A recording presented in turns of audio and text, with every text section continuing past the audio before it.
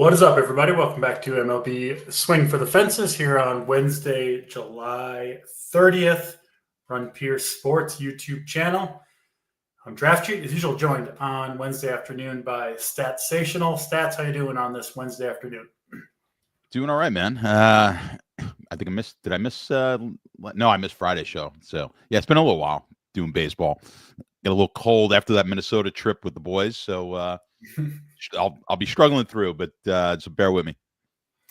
Yeah, a little recovery time required after the boys trip for sure. So totally get that. We are on trade deadline eve. So tomorrow, the MLB trade deadline. We've seen a bunch of trades already. Some go down this afternoon. We'll see certainly more throughout the day today, and then tomorrow as well. Just 3 games tomorrow. So mostly a day off of the games as we get these teams finalized for the stretch run.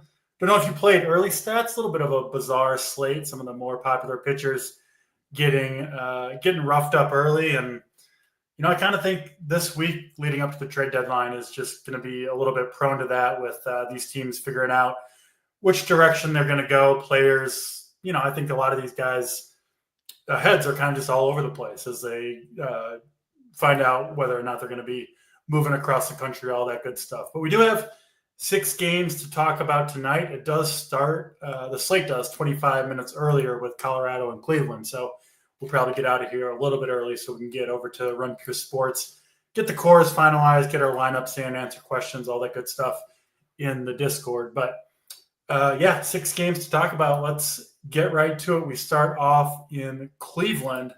2 selling teams here, Guardians and Rockies. 2 lefties starting this game. Colby Allard for the Guardians. More of a bullpen type situation game for him. He did pitch just 3 days ago and threw just 11 pitches in that. So I think you're looking at 1, maybe 2 innings out of Allard for the Guardians. Obviously not in play, even against the pace-eating Rockies. And then cheapest pitcher on the board tonight is Kyle Freeland for the Rockies. Tough pitching slate, I think, overall stats. And I think Freeland's interesting as the cheapest pitcher on the board, obviously away from Coors Field. He gets this Guardians team that is in sell mode, a bad offense anyway. And, potentially even a couple pieces from this team moved before or during the game. Stephen Kwan, in particular, looks like he could be traded from the Guardians. So I don't think I've even really played Kyle Freeland at all, and I don't recommend him often, but I do think on this slate he's at least in play. I don't think I'm going to end up on much offense from this game, but stats, where'd you end up with between the Rockies and the Guardians here? Yeah, I think we're kind of leaning the same way. I don't particularly care for the offenses, and like you said, pitching will be difficult. If you need to save some cash, I mean, I've got Kyle Freeland as the number 5 option on the board here. So, I mean, you're limited on his strikeouts, but it's not, for 6K, he's got a 4.5 strikeout total. Now that is juiced to the under in the prop markets, but 17.5 outs is pretty respectable on the outs market. So I think Freeland, yeah, like you said, typically we don't really recommend playing Kyle Freeland, but I think on this slate you can play him if you're going to play some expensive bats, or if you just want to match him with one of these high-priced pitchers that look pretty good up at the top. Will be a little high owned. So I think we get a little different with Kyle Freeland. As far as the bats go, I mean, it's Cleveland bats or nothing. Excuse me, even though we do like Kyle Freeland, but I don't really like much at all. Don't like the Colorado bats. It's Jose Ramirez, it's Santana, and Angel Martinez for me, and that's about it. Yeah, pretty much on the same page. I think the Colorado bats, I mean, Tovar at 3,200, Goodman 4,500 at catcher. They get to start against the lefties. I think those guys are okay if you're trying to get a little bit different somewhere. But yeah, I'm with you for the most part. Ramirez is always a good play. Santana looks fine to me. Martinez, I agree with that. But yeah, Freeland, I think, glad to hear you're on board. And I mean, he's gone 6+ innings, I believe, in 6 of his last 8 starts, which isn't a claim that really hardly any pitchers can make. So the Rockies are going to let him go. Obviously, they don't have really any better arms behind him to pull him from the game. You'll probably, recent history is any indication. 6 innings against this Cleveland team with all the strikeouts in this lineup. There's a couple lefties in there as well. I think Freeland is a pretty good play. You don't really need the savings today, but I think the pitching options are so bad in general that 15 fantasy points from Kyle Freeland could easily put him in the top 2 or 3 of starting pitcher performances on the 6-game slate. So I'm kind of reluctantly in on Freeland. We'll see how lineups shake out, but I do think he's a pretty reasonable option at 6K in this matchup. Let's move to 7:05 games for the Rays and the Yankees. This one in Yankee Stadium will be hot, will be humid, a little bit of wind blowing in, but this still will play hitter friendly tonight. 2 kind of mid-tier right-handed pitchers going here. Will Warren for the Yankees. He's had a pretty solid rookie season, maybe sophomore season for them. Little shaky recently. Does have pretty good strikeout stuff, but does also have pretty severe splits where he struggles, especially lately against left-handed bats. We'll see what the Rays put out there, but I think they'll have 4 or 5 lefties in the lineup against Will Warren, which has me a little bit gun-shy for him, especially given that the righties that are going to be in there, Yandy Diaz, Junior Caminero, 2 guys crushing the baseball recently. So kind of lukewarm on Will Warren. Really the same for Zach Littell. Not a ton of interest here for me for Littell against this Yankee lineup. Obviously, they don't have Aaron Judge, but they do have a pretty damn dangerous lineup otherwise, including Anthony Volpe, who's heating up, hit a long home run yesterday. So mostly out on these 2 pitchers. I do think the bats here, specifically from the left side, really on both sides of the ball, look pretty good to me in Yankee Stadium. Obviously got that short porch in right field as well. What about you, Stats? What do you see between the Rays and the Yankees?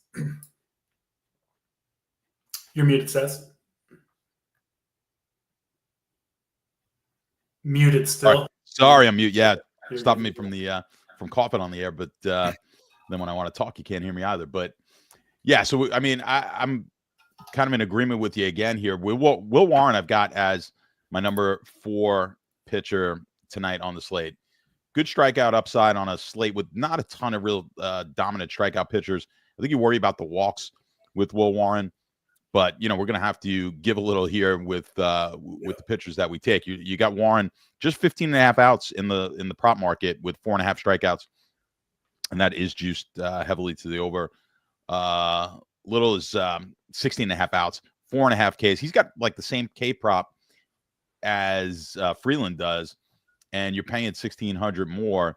They're very similar here. Now you've got maybe a little bit better situation as far as with a chance to win the game, but other than that, that's why I like Freeland a bit better. I've got Littell down to like the 7th option on this entire slate, so I'm going to be very limited on him, and because of that, I really like the Yankee bats. I mean, the Yankee bats always seem to pop on that boom report for sure. As we have a lot of home run potential. Excuse me, in that Yankee lineup, I like a good chunk of this lineup. Really, there's no bats I don't like in the Yankee lineup, so this is going to be one of my heavier stacks, I think, going for today, especially like Stanton, Chisholm, Grisham, and Rice. Those are going to be the 4 best options. You can throw Bellinger in there as well. Tampa bats, I do like. I like Brandon Lau, like Caminero on the Tampa side, with Aranda, Simpson, and Lowe right behind those guys. So I think this is really a strong game for the offenses. I think you can play some Will Warren, but I think the overall here, I think Yankee bats are the way to go. And they are, they're not crazy expensive, but you are paying up a little bit. No more Judge in the lineup, so it kind of saves you on Yankee stacks. But I think this is probably the best, one of the best stacks of the night. Yeah, I'm with you. People in here, they give me a hard time for being on the Yankees a lot, but listen, man, you look at the boom report stats, it's hard not to be on these guys. High home run props pretty much every day, and I'm sure it's not actually true, but it sure seems like they play in Yankee Stadium like every single day. It's about it. They play like about 50% of the time. I think something like that. But it sure seems like it, and yeah, I do like this team in Yankee Stadium. All the lefty power with the right field porch makes a lot of sense. Rays bats, if I'm narrowing it down, Lowe makes a lot of sense, and then Aranda, always love him against right-handed pitching.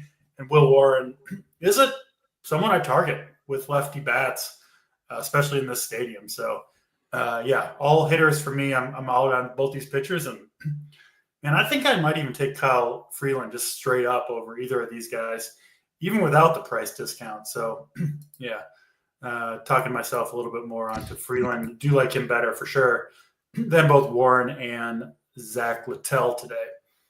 Let's go to Great American Ballpark for the Dodgers and the Reds.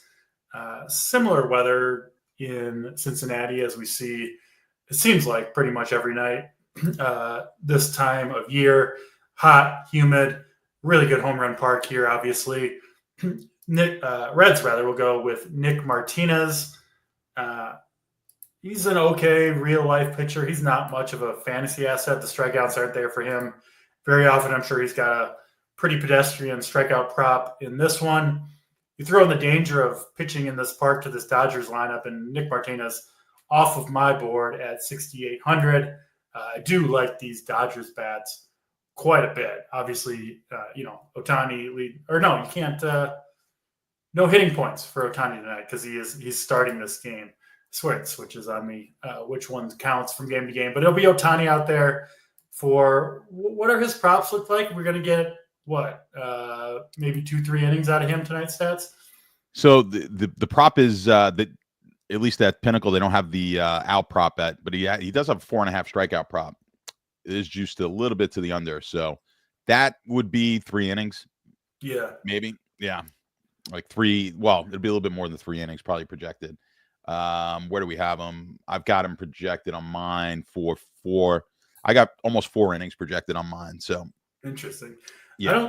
I still don't love it at 7,500, but I at least think you could consider him if you're going to get 3 or 4 innings against a pretty strikeout prone lineup. Obviously, Glasnow did not work out yesterday, but still a good matchup for Ohtani, the pitcher here.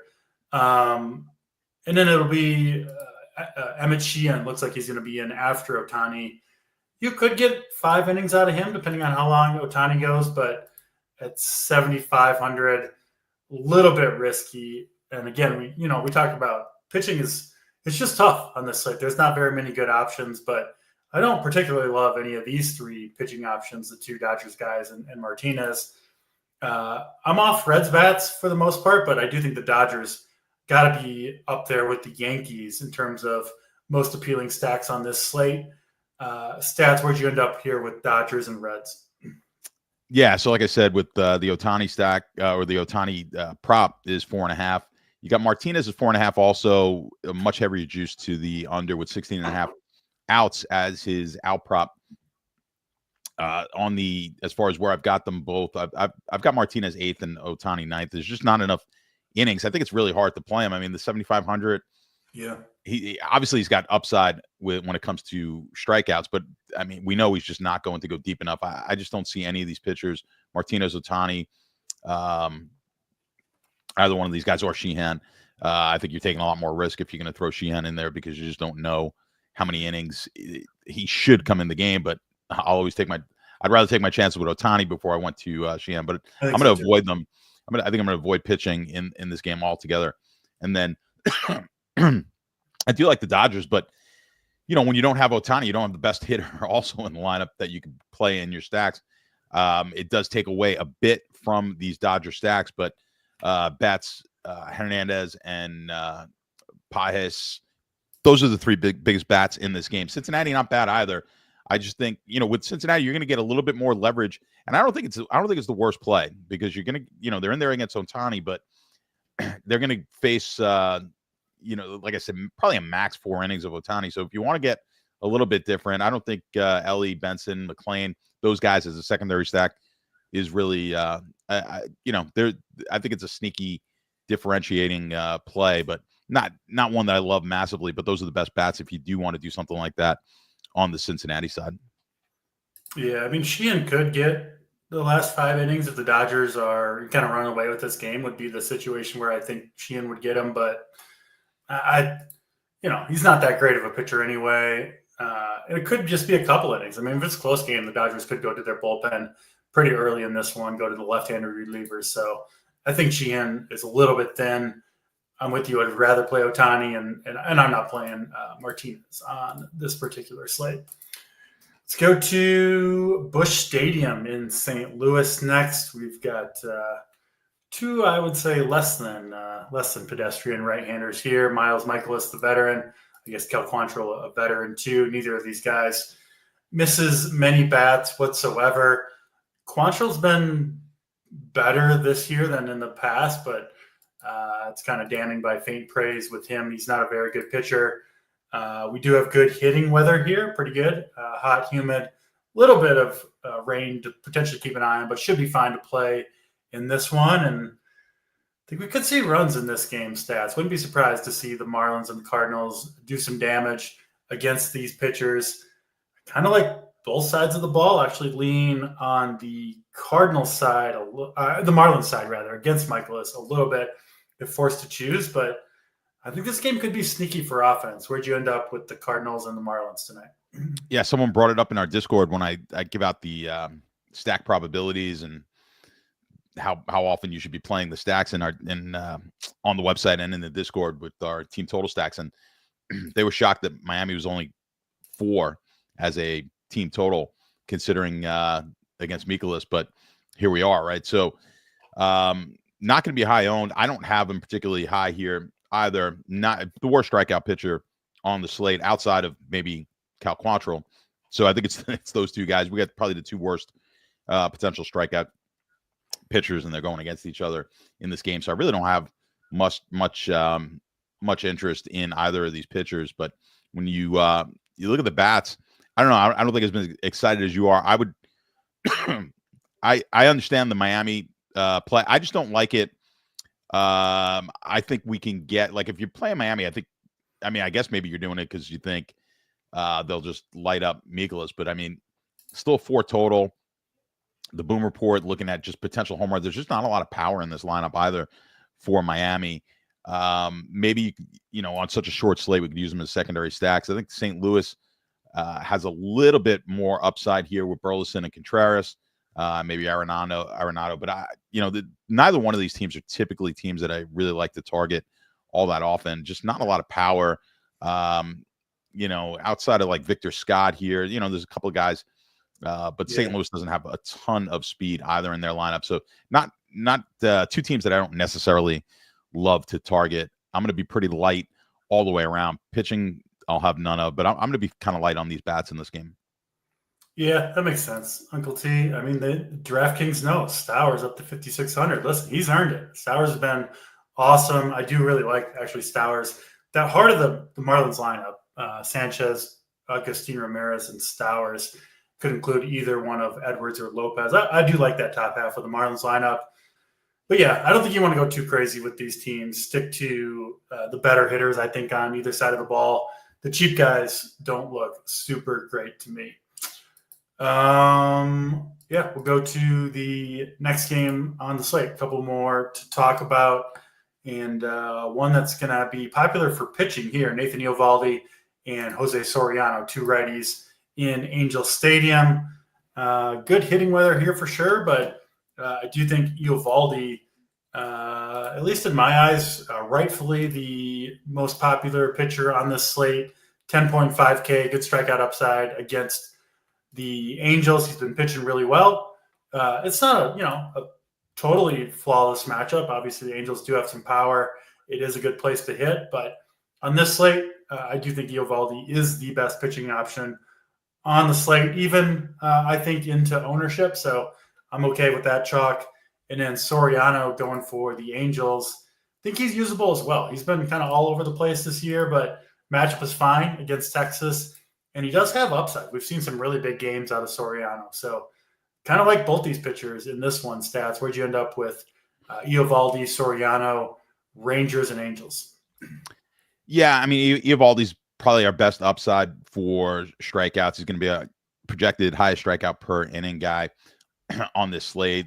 Lowest earned runs projected, and pretty good on walks and giving up walks. So 17.5 is his outs prop, and 6.5 juice to the under on the K prop, with Soriano at 4.5, 4.5K, 17.5 on his outs prop. I've got Soriano as the sixth best option with, like I said, Eovaldi as my number one option on the slate. So I do agree with you there.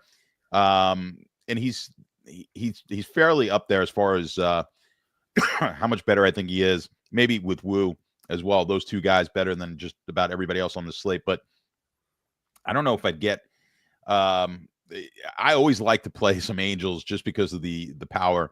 And on a slate like this, I think it's worthwhile. I think you're going to have such massive ownership on Eovaldi that I think getting some Angel stacks in here is going to be worth it. Even if you're 20 maxing, I think you'd want to get at least one or two Angel stacks in there. So Trout, Nato, Adele, Hoppy, those guys right there are going to be the main guys you're going to want to target. So I like Angel stacks just as a contrarian play on a slate like this, where I think it's just going to be. I think he's going to be just high. Not that he won't. He's my number one pitcher. I just think it's going to be a higher ownership than maybe deserved. And on a 6-game slate, I like taking that shot. That's why I like using the leverage versus starting pitcher on that 6-game, like shorter slates. It's really going to help you out. We saw it today with the Cub game in that early game. They were highlighted on the report as being one of the teams to kind of target as a good tournament edge play and a good leverage versus starting pitching play, and they've gone off this afternoon. So I think the Angels have potential to do something similar. Yeah, I mean, we're going to see. I think Eovaldi could get 50% plus owned in single entry type stuff, which, yeah, at 10.5K on a 6-game slate, that feels a little high, but it's just the lack of other options is going to push, I think, a lot of people onto Eovaldi, which I totally get. And yeah, I think Soriano, a decent pivot there. Do like Freeland as well, as we talked about. So yeah, that's Angels Rangers. I will say, if you're not on Eovaldi, I would try to get an Angel or two into the lineup. I think the way Eovaldi fails is probably via the home run ball. So 6-game slate, I could see an Angel or two certainly ending up on the winner, especially if Eovaldi doesn't himself.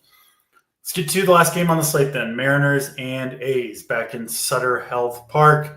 And as always, a fantastic hitting environment, very friendly to home runs. And we'll have the, I believe, second most popular pitcher on the slate here in Brian Wu, a flat 10K. He's been really awesome this season. Of course, like every other Mariners starter, not as good on the road as he is at home. And this is really about as big a park shift as any pitcher can get, going from Seattle to pitch in this park. Obviously, Coors Field would be there too. But yeah, Wu, still a good pitcher and still, I think, a pretty good option on this slate. But 10K for him in this park does feel, and into ownership, feels bad to me. Just to be honest, I get why people are going to do it. I might play him on a lineup or two as well, but doesn't feel great with Brian Wu here, in my opinion. And then Jeffrey Springs going for the A's. Not a ton of interest in Springs for me at 7,300. Again, I do like Kyle Freeland a little bit better, even at a lower price. But Springs, I guess you could make the case for him perhaps. I do like those Mariners bats, though, swinging from the right side. Of course, Raleigh, Julio Rodriguez, Arozarena all make a ton of sense. Josh Naylor, if he's in there, I think would be a good play as well. Stats, what about you? What do you see between the Mariners and the A's here? Yeah, so this is going to be a similar situation, I think, to what I was talking about with Eovaldi. I mean, I've got Wu, number 2 pitcher, on this slate. 5.5 strikeouts.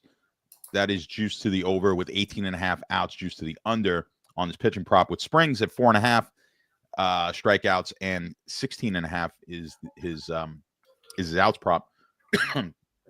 I've actually got Springs right behind Wu at the 7,200, right? So both of these pitchers are high for me, and both of these pitchers, I think, are worth a fade. Absolutely, Wu as well, I think, is worth a fade in this ballpark against a lineup that does have some power. I think you can go.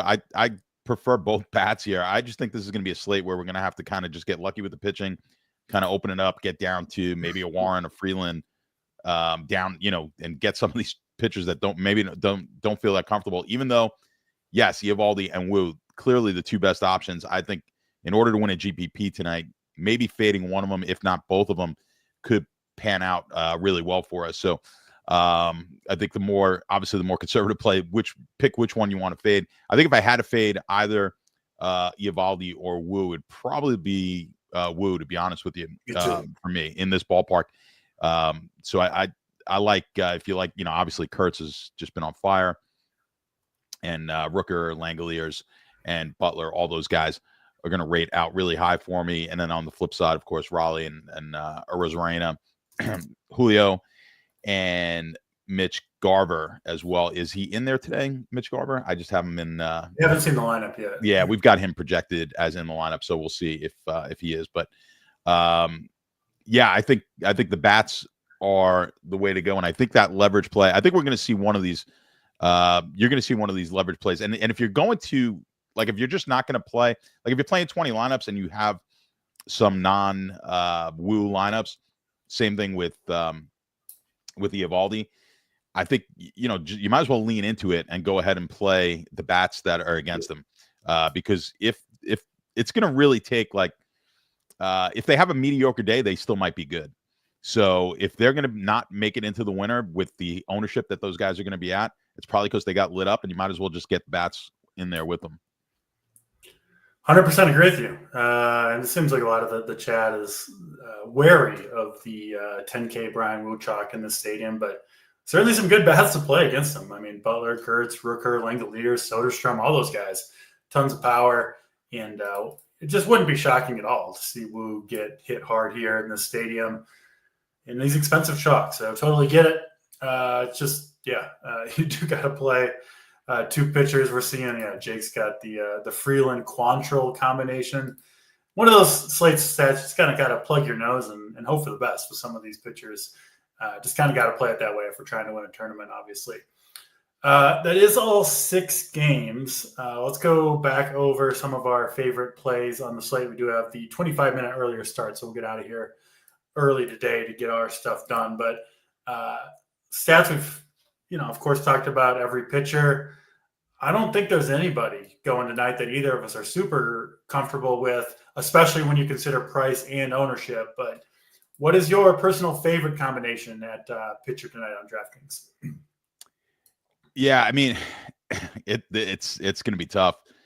I'll probably go with I'll probably take Will Warren in there.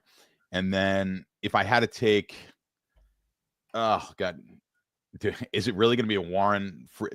I'm just going to go stupid. I'm going to go Warren and Freeland as my two options here, and I'm going to fade both of the chalk. I'll do it for the just because it'll make for good content if that actually came true. So I'll go with both of those guys. Like I said, I do like Eovaldi and Wu is my 1 and 2, but I think there's a lot of value in fading those guys tonight. Yeah, I'm gonna join you on the punt train at pitching. Freeland makes the cut for me too. Cheapest pitcher on the board, and honestly, I think he's got more upside here than he typically does. So, our Freeland teams will be eliminated before the second game starts. So that'll be fun. And then I'm gonna pair him. I think I'm gonna lean into Jose Soriano here, who is a pitcher who can give you 100+ pitches. He does have upside. He's a little cheaper at 8K and a little bit lower owned than Eovaldi and Wu too. So I'll go with Soriano and Kyle Freeland. It's that type of slate here on Wednesday night. Stats. Let's talk about stacks. Give me your favorite stack and then maybe a contrarian stack you're looking at tonight as well. Yeah, I think the Yankees are going to be my favorite stack on the slate, and then contrarian. I think I'm going to go with the A's. I'm going to go with the Athletics as being the contrarian play here tonight. I like it. I like the A's against Brian Wu for sure. Favorite stack for me is going to be. Let's go with the Yankees. I do really like the Yankees against Zach Littell. I like the power there. But contrarian, I will go with the Marlins. Give me the fish against Miles Michaelis. Very hittable Miles Michaelis. Mostly sticking to that 2-3-4 for the Marlins, but I do like them certainly more than the field will tonight. Stats, give us a home run call before we get on out of here. I think Raleigh's a lock to hit one tonight. Ooh, a lock. I like that call. Camporeale, always a favorite on the Boom Report. And I'll go back to my Marlins and go with the apparently overpriced, but when he hits a home run, it won't matter. Kyle Stowers coming in there, 5,600. We're punting pitching anyway, so we can afford big Kyle Stowers against Miles Michaelis. That'll do it for this show. We'll be off tomorrow, just 3 games kind of spread out throughout the day. So no show tomorrow, and then we got NFL. We got NFL tomorrow, man. So we do. Who plays? Is it the Hall of Fame game? Hall of Fame game tomorrow. Yeah. Yeah, I think it's the chart. Yeah. Hey, listen, I'm always like kind of. I'm not even paying attention to it, but then tomorrow, like with an hour to go, I'm gonna be like, oh shit, I'm gonna be in it, man. That's it. Once football starts, we're in. Listen, I'm absolutely ready for football season, but we'll wait a little bit beyond the Hall of Fame game we're gonna have some good promos coming up for those who want to sign up for RPS and the Boom Report that you guys really like for MLB.